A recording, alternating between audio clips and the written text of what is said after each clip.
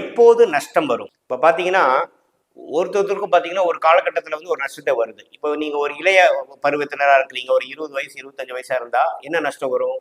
காதல் நஷ்டம் வரும், உறவுகள நஷ்டம் வரும், நட்புல நஷ்டம் வரும். இதேன்னு ஒரு மத்திய பருவத்தில இருக்கக்கூடிய ஒரு 45, 50 வயசுல நீங்க ஒரு தொழில் செஞ்சுட்டு இருக்கீங்க அப்படின்னா, ஏது மாரி நஷ்டம் வரும்?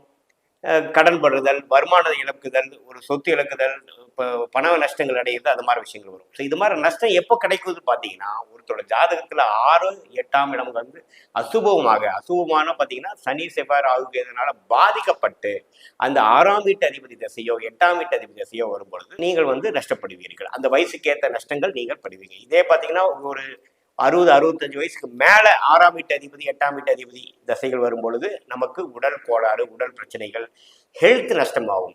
அதாவது நீங்கள் வந்து உடம்பு ரீதியாக உடல்நலை குறைவுகள் உங்களுக்கு அடைய நேரும்.